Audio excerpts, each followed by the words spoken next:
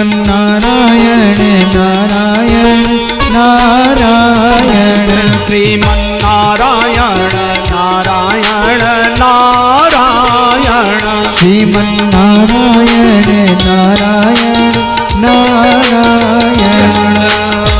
बोलिए नारायण भगवान की जय। इस प्रकार से स्वयं बैठ करके शुक्राचार्य के जो बालक थे उनको भी और जितने और बालक थे सभी लोगों को नारायण का ध्यान करवाना प्रारंभ कर देते थे प्रहलाद जी।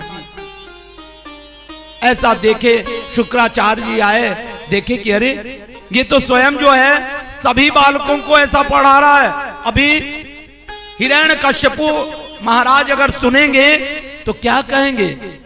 हिरण्यकश्यपु अपने को कहता था कि मैं ही सबसे बड़ा भगवान हूं और कोई है ही नहीं। फिर एक दिन कुछ काल बीत गया, शुक्राचार्य जी को बुलवाया हिरण्यकश्यपु, बोला कि मेरा पुत्र काफी दिन से पढ़ रहा है, कुछ ज्ञान अर्जित किया है कि नहीं है किया है। शुक्राचार्य जी ने कहा कि हाँ प्रभु, आपका बालक तो अवश्य नीति शास्त्र को पढ़ा होगा, इसलिए कि हमारे बालक उनकी विशेष शिक्षा में लगे हुए हैं। कहते हैं कि प्रहलाद जी को बुलाया गया और पूछा गया कि हे पुत्र, तुम्हें जो गुरुजी शिक्षा दे रहे हैं उसको ग्रहण कर रहे हो। प्रहलाद जी फिर से बताने लगे कि नारायण ही सब कुछ है, उनसे परे कुछ नहीं है, वो सब में व्याप्त है। ऐसा सुन करके हिरण्यकश्यपु को बड़ा क्रोध आया। कहा मुझसे बड़ा भगवान कोई नहीं है और ये मेरा पुत्र होकर के मेरे शत्रु का जो है नाम ले रहा है और उसको बड़ाई उसका कर रहा है। ये तो ठीक नहीं है, आप लोगों ने अच्छी शिक्षा दीक्षा नहीं दी, फिर से इसको ले जाइए और अच्छी शिक्षा दीजिए। ऐसा कह करके फिर से भेज दिया गया। कुछ काल बीता, फिर उसको बुलवाया गया, अब कुछ सीख करके आया होगा। फिर उसी प्रकार से प्रहलाद ने जब प्रहलाद ने इसी प्रकार से कई बार किया, हिरण्यकश्यपु ने कहा कि यह मेरा पुत्र कहलाने लायक नहीं है, इसलिए कि पिता के सन्मार्ग पर नहीं चल रहा है, तो ऐसा करो इसका वध करवा दो। प्रहलाद को पहाड़ों पर से फेंकवा दिया गया, लेकिन नारायण की कृपा से उनको रंच मात्र कुछ भी नहीं हुआ। जब उनको कुछ भी नहीं हुआ तो कहते हैं कि प्रहलाद फिर से चले आए।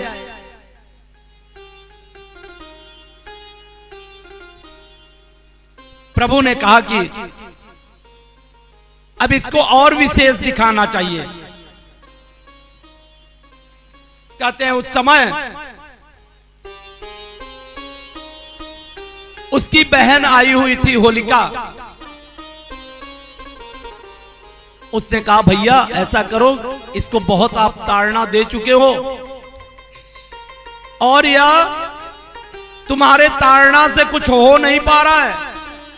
देखो मुझे वरदान मिला हुआ है कि अगर मेरे गोद में कोई बैठ जाएगा तो उसकी मृत्यु हो जाएगी और मेरी मृत्यु नहीं होगी। हिरण्यकश्यपु को लगा कि हाँ ये तो बड़ा ही अच्छा है, ये तो वरदान ही है। लेकिन वरदान आपको मिलता तो है, लेकिन किस लिए मिलता है कि आप सतमार्ग को चुने। ज्यों ही आप सतमार्ग से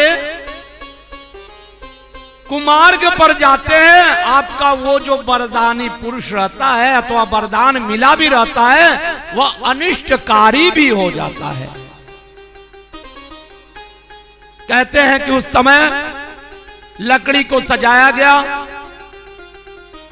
होलिका को बैठा दिया गया। उसकी बहन थी होलिका, जो हम लोग आज होली मनाते हैं, यह हिरण्यकश्यपु की बहन थी होलिका। बैठा दिया गया प्रहलाद को, उसको गोद में रख दिया गया, आग लगा दिया गया। देखिए, जबकि वह वरदानी थी, जो है वरदान देवताओं से प्राप्त की थी कि मेरी मृत्यु अग्नि से नहीं होगी, फिर भी शतमार्ग से नहीं थी। इसलिए जब बैठा दिया गया और अग्नि को लगा दिया गया, उस समय क्या हुआ, क्या होलिका जल करके राख हो गई और प्रहलाद को कुछ भी नहीं हुआ। प्रहलाद हाथ जोड़ करके बैठे रहते थे। किसका ध्यान करते थे? नारायण का बराबर ध्यान करते रहते थे। हे प्रभु, आप ही हो, सब करने वाले आप हो, एक पत्ता भी नहीं हिल सकता आपके अलावा। अगर आप न चाह लो तो एक पत्ता भी नहीं हिल सकता। कोई बीमार हो, कह दो चले जाओ, अपने से दवा लेके चले आओ, तो नहीं हो सकता। दवा की आवश्यकता होगी, शक्ति की आवश्यकता होगी, तो शक्ति वहीं से प्राप्त होती है। कई बार प्रयास किया और विफल भी रहा, तो कहते हैं उस समय प्रहलाद जी एकदम प्रसन्न चित्त पिता के पास खड़े हुए थे। पिता क्रोध में आकर के कहते हैं, तुमको बार बार समझाया जा रहा है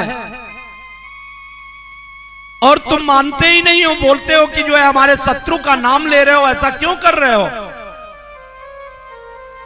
प्रहलाद ने अपने पिता को खूब समझाया कि देखो, वो नारायण है, करुणा निदान है और वो क्षमा कर देंगे। आप उनके शरणागति में चले जाओ, प्रभु क्षमा कर देंगे।